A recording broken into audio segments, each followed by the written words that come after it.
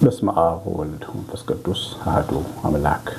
ቅዱስ አምላካችን እግዚአብሔር የተወደድክና የተባረክ የዘላለም አምላክ ሰማያት የሚገዙልህ ምድር የምትገዛልህ በጌታችን በኢየሱስ ክርስቶስ ከመንፈስ ቅዱስ ጋር ምስጋና ይገባሃል። አቤት ሆይ በማዳንህ ስላየኸን እጆችን ዘርግተህ ስላነሳህን በስቁል ልጅ በጌታችን በኢየሱስ ክርስቶስ ስላዳንከን በመንፈስ ቅዱስ ስለቀደስከን እናመሰግንሃለን። አቤቱ የጥበብ መዝገብ ኢየሱስ ክርስቶስ ለኢትዮጵያ ለኤርትራ ልጆች ጥበብን ስጥ። ጥበቡም ሰማያዊት ጥበቡም ላይኛይቷን ጥበብ እግዚአብሔር ሆይ ሕይወትን የምናሸንፍበት የምንገዛበት አንተን የምንፈራበት ሀገርን ወገንን የምንጠቅምበት ሰውን ሁሉ የምንጠቅምበት ለበረከት የምንሆንበትን ጥበብ ስጠን። ጌታ ሆይ ከጦርነት ይልቅ ሰላምን አቤቱ ከስንፍና ይልቅ ትጋትን የምታለብስ ጥበብ ስጠን። ነገን የምታይ የተከፈተ ዓይን መሰጠን ጥበብ ስጠን። ጌታችን በኢየሱስ ክርስቶስን በእርሱ ያለ ክብር ለአብ ለመንፈስ ቅዱስ ይገባል ዛሬም ዘወትርም እስከ ዘላለም አሜን።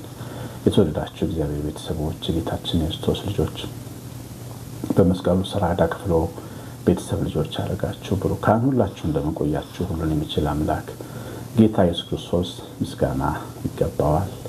የጌታችን የኢየሱስ ክርስቶስን የኢየሱስን ቤተክርስቲያን በተመለከተ በእነዚህ 2 ቀናት ማሳሰቢያ ሰጥቼ ነበረ።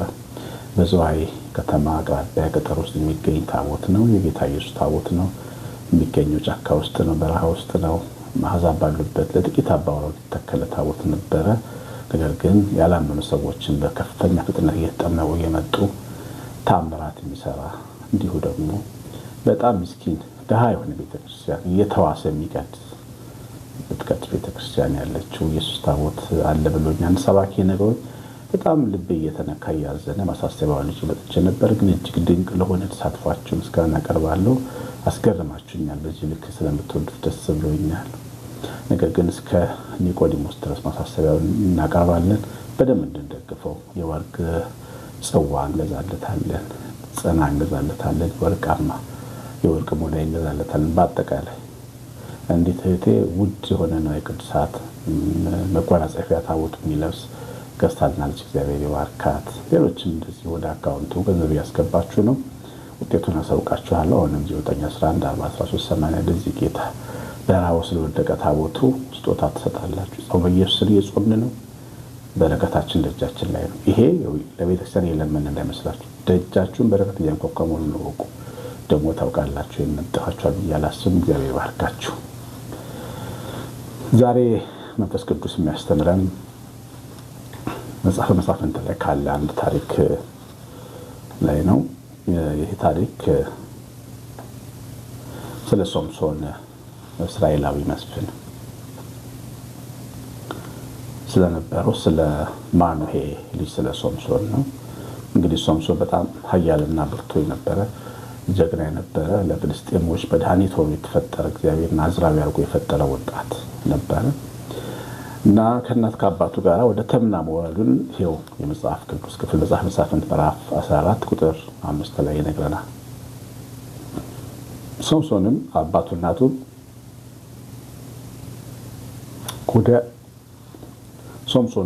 እናቱም ወደ ቴምና ወረዱ። ሶምሶንም አባቱና እናቱም ወደ ቴምና ወረዱ። በቴምናም ወዳለ ወደ ወይኑ ስፍራ ፈቀቅ አለ። እነሆም የአንበሳ ደቦል እያገሳ መጣበት። የእግዚአብሔር መንፈስ በእርሱ ላይ አደረ። የፍየል ጠቦት እንደሚጥል ጣለው። በእጁም እንደ ኢምንት ሆነ። ያደረገው ለአባቱ ለእናቱ አልነገረም። ሄደም ከሴቲቱ ጋር ተነጋገሩ። ሶምሶንም በፊቱ ደስ አሰኘችው። ከጥቂት ቀናት በኋላ ሊያገባት ተመለሰ። የአንበሳው ሬሳ ያይ ዘንድ ከመንገድ ፈቀቅ አለ። እነሆም በአንበሳው አፍ ውስጥ ንብ ሰፍሮበት ነበር፣ ማርም ነበረበት። ወስዶም በላ። እየበላም ሄደ። እንግዲህ በጣም አስገራሚና ፈገግ የሚያሰኝ ታሪክ ነው። ሶምሶን በጣም ኃያል የእግዚአብሔር መንፈስ ኃያል ያደረገው የታጠቀ ሰው ነበር። ጉልበት የታጠቀ ሰው ነው እና ብዙ ሰዎች ልጆቻቸውም ሶምሶን ይላሉ። ጉልበተኛ አሸናፊ ነው ለማለት ፈልገው ይመስለኛል። ሶምሶን በጣም ብርቱ ጉልበት የነበረው ሰው ነው። ግን ጉልበቱ ከእግዚአብሔር የነበረ ነው። ተአምራዊ አንዳንዴ ልዩ ሰዎች የሚፈጠሩ አሉ። በእግዚአብሔር ኃይል ልዩ የሚደረጉና ልዩ ሰው ነበር እና ጉልበቱ ከእግዚአብሔር ዘንድ ነበር። እንደሰማችሁት ከመንፈስ ቅዱስ የተቀበለውን ኃይል ተጠቅሞ ነው አንበሳውን እንደ ፍየል የቆራረጠው። የሶምሶን ኃይል የእግዚአብሔር ልጆች ኃይል በተለይ በጌታችን በኢየሱስ ክርስቶስ የተዋጁ ቅዱሳን ኃይል የሚያሳይ ነው። እነዚህ ቅዱሳን ክርስቶስን ያመኑ በኢየሱስ ክርስቶስ የታተሙ ቅዱሳን ምስኪን ድሆች የነበሩ ምናልባትም ደግሞ አሳስጋሪዎች የነበሩ ቃጦች የነበሩ የተናቁ የነበሩ ነበሩ። ግን በፊታቸው በጣም ትልቅ ነገር ይደረግ ነበር። ስምዖን ጴጥሮስ በሽተኛ በጥለው ተውስ ነበር። ባልና ሚስቶቹ አታለው በመጡ ጊዜ እዛው አጠገባቸው ድንጋይ እንዲሆኑ ያደረጋቸው በቃሉ። እንዲሁ ደግሞ ሽባውን ከዮሐንስ ጋር ወደ ሲሄዱ ሽባውን በኢየሱስ ስም ተነስበት ብድግ ተርትሮ ሲቆም አይተናል። እነዚህ ሰዎች እንደኛ ሰዎች ናቸው። ግን ውስጣቸው ያለው መንፈስ የልጅነት መንፈስ የጸጋው አሰራር ግን ብርቱ ሰዎች አድርጓቸው ነበር እና የሶምሶን ጉልበተኝነት ለአዲስ ኪዳን ክርስቲያኖች መንፈሳዊ ጥንካሬ ምሳሌ ነው። ጸጋችንን መጠበቅ ከቻለን በክርስቶስ ያገኘነውን ክብራችንን መጠበቅ ከቻለን ኃያላን እንደሆነን በመናፍስት ፊት በጉልበተኞች ፊት አሸናፊዎች እንደምንሆን በወደደን በእርሱ ከአሸናፊዎች ሁሉ እንደምንበልጥ ማሳያ ምሳሌ የሆነ ሰው። ብዙ ጊዜ ለመሸነፍ እንገዛለን። በቃ ሰይጣን ያሸንፈኛል፣ ሟርት ያሸንፈኛል፣ መተት ያሸንፈኛል፣ አይነ ጥላ ያሸንፈኛል፣ ፈልፈላ ያሸንፈኛል እያልን በመሸነፍ መንፈስ ውስጥ ነው የምንኖረው። እኛ ግን እግዚአብሔር ልጆች ነን። እኛ እንደ ሶምሶን መታጠቅ የምንችል ነን። እግዚአብሔር ሶምሶን ሲያመጣው ለእኛ ጥላ አድርጎ ነው ያመጣው። እናንተም በእኔ ብታምኑ በእኔ ብትተማመኑ ኃያላን ትሆናላችሁ። 1,000 በቀኝ 10,000 በግራ ይወድቅላችኋል። እንዲለን ስለወደደ መሆኑን ማወቅ ያስፈልጋል። የብሉይ ኪዳን ታሪኮች ሁሉ ለአዲስ ኪዳን ለእኛ ምሳሌ ወይም ጥላ ናቸው። ይህ ሰው ዋና ለዛሬ ልንማር ያሰብነው በዚህ ጉዳይ ላይ ባይሆንም ግን ይህ ሰው አንበሳ ከመጣበት በኋላ መንፈስ ቅዱስ ረዳውና እንደ ፍየል ገነጣጠለው። እኛ አሁን በስመ አብ ስንል ጸሎት ሃይማኖታችን ላይ የክህደት ከሰይጣን እንላለን፣ ወይም ደግሞ ጠላት ይዛል ክድሃለሁ እንላለን። ያ ማለት ይወላችሁ በእምነት ካልነው ልክ አንበሳውን እንደ ፍየል እንደ መቆራረጥ ነው የሚቆጠረው። በእምነት ካልነው ሰው ካመነ ሕፃን ልጅ አጋንንት ያወጣል፣ ትልቅ ሰው አይደለም። በእግዚአብሔር አሰራር ካመነ የአጋንንት ስራ ማፍረስ የሚችል አቅም አለ። እግዚአብሔር ላይ ተስፋ ካደረግን ድሆች እንሁን ሀብታሞች እንሁን ምስኪኖች እንሁን እናደርጋለን። በጣም ይገርማቸዋል። አንድ ጊዜ ጅቡቲ የሚባል ሀገር ለአገልግሎት ሄጄ አንድ ሴት አብረዋት የሚጸልዩ ሰዎች መጸለይ አይችሉም። እሷ ካለች በጣም ትሁት ናት። ዝቅ ብላ ጎንበስ ብላ ነው የምትሄዱ። እናት ነች። እሷ ባለችበት ጉባኤ አጋንንት ያለበት ሰው ይወድቃል። ምንም አትናገርም። እሷ ውዳሴ ማርያም መድገም ነው። ሌላ ልታይ እንዳጥማቂ እንደምናምን ፊት ለፊት ሴት ነች እና አታደርግም። ግን ውስጧ የነበረው ጸጋ ግን ይገርማቸዋል። ጠብ ይላል። አጋንንት ያለበት ሰው ሴት ልጅ ነች። በእርግጠኛ ኦርቶዶክሳውያን ስርዓት አለ። አጋንንት የሚያወጡ ስልጣን ያላቸው ካህናት እንዲሆኑ እናደርጋለን። ግን አጋንንት ግን ያላመኑ ካህናት ያሉን ሰዎችን ሳይቀር ሊፈራ ይችላል ነው ብላችሁ እና ሶምሶን በፍልስጤማውያን ፊት በአንበሳ ፊት እንደ ጀግና እንደ ብርቱ ኃያል ሆኖ ሰባበረው የሚለው ሐሳብ አንበሳውን መስበር የሚችል የጥልቁን መንፈስ መስበር የሚችል ኢየሱስ የተባለ ስም እኛ ላይ እንደሚሰራ ማሳያ ነው። እና መጣበት። ያው አንበሳ ሊበላው ነው የመጣው። ወይኑ አጠገብ ጠጋ ሲል አንበሳው የህይወት ተግዳሮትን ይመስላል። እግዚአብሔር ለሶምሶን ካመጣቸው ተግዳሮቶች አንዱ አንበሳ ነው። ሶምሶንን ለመብላት የመጣ ነው። ጠላት የላከው አንበሳ። የፍልስጤማውያን መንፈስ ላይ የሚሰራ ክፉ መንፈስ የላከው አውሬ ነው። ነገር ግን ተገዳዳሪው አንበሳ በሶምሶን እጅ ወደቀ፣ ተሰባበረ። ከተወሰነ ቀናት በኋላ አስከሬኑን ሲመለከት በአንበሳ ሆድ ውስጥ ንቦች ማር ሰርተው አገኘ። ሊበላው ከነበረው አንበሳ ውስጥ ማር ዝቆ በላ። ይኸውላችሁ ርዕሱንም አይታችሁታል። አንዳንድ ጊዜ ፊት ለፊታችን የሚመጣብን ተግዳሮት ማር ልንበላበት የተሰጠን በረከታችን ሊሆን ይችላል። መጥፎ ሰዎች ገጥመውን ያውቃሉ። ትዕግስትና ይቅር ባይነትን ግን አስተምረውናል። አሁን እኛ ይቅር አለን ብለን የምንመሰገነው እኮ የበደሉን ሰዎች ስለነበሩ ነው። ግደሏቸው የሚያሰኙ ሰዎችን ይቅር ስላለን ነው።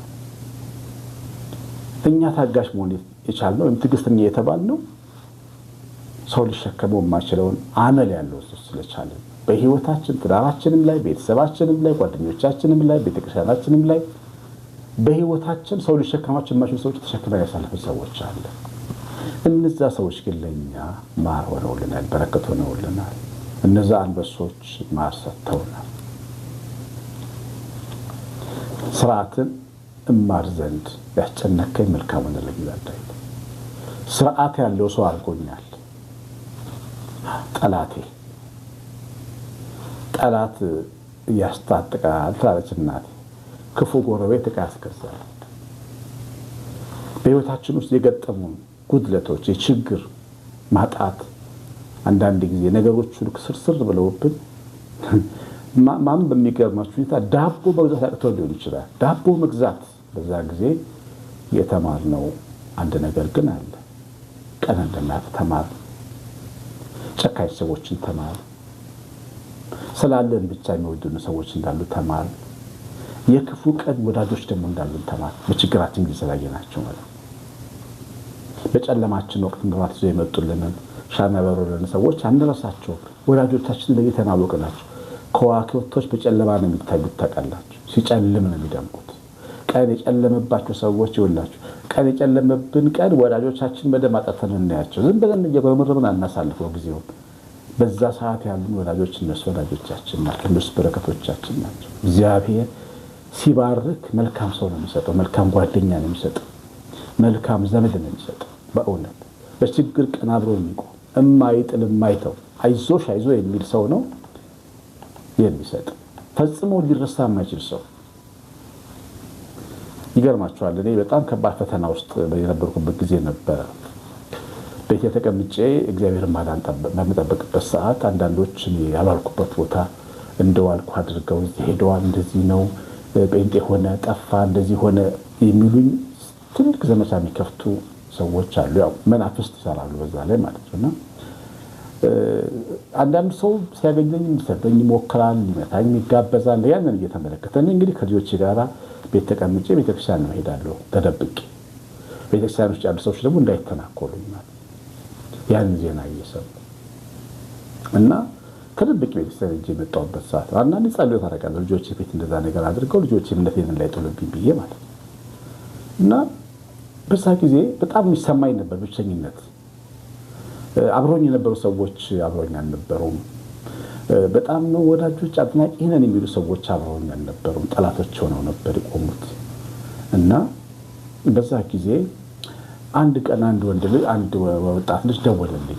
ድሮ ክፍለ ሀገር እያለሁ ልቂጥ እያለሁ ማውቀው ነው። መልኩ እንኳን ጠፍቶብኛል። የሚገርማችሁ ግን ደወለልኝ። ያው ሲደውሉልኝ አንዳንድ ሰዎች ስልክ ሲደውሉልኝ ለስድብ ወይ ደግሞ በቃ ምን አረግንህ ለማለት ቁስሌ ላይ በርበሬ ለማለስለስ የሚደውሉ ሰዎች ነበሩና የሚደወለው ስልክ እንደዛ ይመስለኝ ነበር። ብዙም ደስ አይለኝ ያነሳሁትና ያ ልጅ ግን የተናገረኝ ነገር ልነግራችሁ አልችልም። ጉልበት ጨመረልኝ፣ አበረታኝ። አሽዬ እያለ ነው። ቄስ ነኝ ግን በጣም ስለሚወደኝ አሽዬ እያለኝ ከሌ ነኝ እዚህ ቦታ የምታውቀኝ ሰው ነኝ ብሎ ልቤን እንደዛ እንደደጉ ሳምራዊ ልቤ ላይ ዘይት አፈሰሰብኝ። አይዞህ አለ። ተስፋ እንዳትቆርጥ። የሚወዱ ሰዎች በጣም ብዙ ናቸው። እንወድሃለን፣ አብረንን። ሰው ጠልቶ ያለ እንዳይነት ጥቂት ሰው ነው አንተን ላይወድ የሚችል ብዙ ሰው ይወድሃል አለ። የሆነ ጨለማ ከልቤ ላይ ከፈፈልኝ እና ያንን ወጣት መልክቸም ማለት ነው። አንዳንዴ ኮከቦቻችሁን የምታውቁት በጨለማችሁ ቀን ነው፣ ብቻችሁን በሆናችሁበት ቀን እና ጊዜ ሲያልፍ ታያቸዋላችሁ። ከዛ በኋላ እነሱ መውደድ ልክ ይሆናል እና ያ የክፉ ቀን ኮከቦቻችን እንድናያ ማር አንበሳው ማር እንዲያገኝበት ምክንያት እንደሆነ ማለት እና ምንድነው የሚለን ሐዋርያው ጳውሎስ? እግዚአብሔርን ለሚወዱ እንዳስተውለጠሩ ነገር ሁሉ ለበጎ ይደረግላቸዋል። ነገር ለማጥፋት ሊሆን ይችላል የሚመጣው። ጠላት ሊያጠፋን ነው የሚያመጣው። ማዕበሉን የሚበትንብን፣ እሳቱን የሚደፋብን። በእሳት መካከል ግን እንድንራመድ እግዚአብሔር ከእሳት እንደሚወጣ እንድንማር፣ አንበሶች አፋቸውን ዘግተው በአንበሶች መካከልም ከእግዚአብሔር ጋር ማደር እንደቻል እንዲያስተምረን፣ በውሃው ማዕበል ውስጥም መስጠም የለም ከኢየሱስ ክርስቶስ ጋር የምትሄድ ጀልባ አትሰጥምም ሊለን ሊያስተምረን የመጣብን ማዕበል የእግዚአብሔርን የጌታችን የክርስቶስን ኃይልና አዳኝነት ደግነት እንድናይበት ይመጣል እና አንበሳው ብዙ ጊዜ ማር እንዲሰጠን ነው የሚመጣው ለእግዚአብሔር ልጆች። እግዚአብሔር ለሚወዱት ነገር ለበጎ ነው የሚያደርግልን እና ሁሉ ጊዜ ከአንበሶቻችሁ ጀርባ ማሩን ለመፈለግ ዞር ብለዋል። ሶምሶን ያታክታል ቆይቶ መጣና አንበሳውን አየው ይላል። አንዳንድ ሰው የአንበሳው ሽታ ስለማያቀርብ ወደዛ ይጠጋል። ትናንት ያለፍነው መከራ ወይም ክፉ ነገር እያንገሸገሸ የበለጠ ሐሜተኞችና ክፉዎች ሊያደርገን ይችላል። ሽታው ሊረብሸን ይችላል። እንደ ሶምሶን ደግሞ ማሩን ልንፈልግ ደግሞ ይገባል። ከሽታው ጀርባ ያለውን በረከት መጥፎ ጊዜ ሁሌ መጥፎ ትዝታ ነው ያለው። ጥሩ ትዝታ ሊኖረው አይችልም። ግን ከዛ ጀርባ ያለው በረከት ዮሴፍ ከመሸጡ ጀርባ በወንድሞቹ መሸጡ እኮ ወደ ግብጽ ያሻገረ ወደሚገዛት ግብጽ ይወሰዱ። ጲጥፋራ ቤት መግባቱ እኮ ነው እስር ቤት ያስገባው። እስር ቤት መግባቱ እኮ ነው የፈርዖን አለቃ አገልጋይ ስለሱ እንዲያወራ ያደረገው ማለት ነው። እና ያ አንበሳ ለሶምሶን ማር ያወጣለት ነበር ከሆዱ ለዮሴፍ ማር ያወጣለት ነበር ከሆዱ ሄዶ በግብጽ ሁለተኛ ገዥ ሆኖ ተቀመጠ። እና ያም ነገር እንዴት አድርጎ ይጠላዋል። በወንድሞች ባይሸጥ ኖሮ ባይታሰር ኖሮ አሁን ያለበት ቦታ ላይ መጣ ይችላል። እና ሁሌም ቢሆን እግዚአብሔር በዛ የህይወት ተግዳሮት ውስጥ ያስቀመጠውን በጎ ማየት ያስፈልጋል። ከፈለጋችሁ ክፉን በማየት መቆዘም ይቻላል፣ ግን በጎ መፈለግ ያስፈልጋል። የሰማነውን በልቦናችን ጻፍልን። እግዚአብሔር ቸርነት የእናታችን እመቤታችን በቤት በረከት የመላእክት ጥበቃ አብሮን ይሁን። ቤተሰቦቼ ስለ ኢየሱስ ቤተክርስቲያን የተናገሩት ማሳሰቢያ እንዳትረሱ። 911 43 80 ስልኬ ላይ አሳውቁኝ። ቀሲስ አሸናፊ ገብረማርያም ነኝ። ሰላም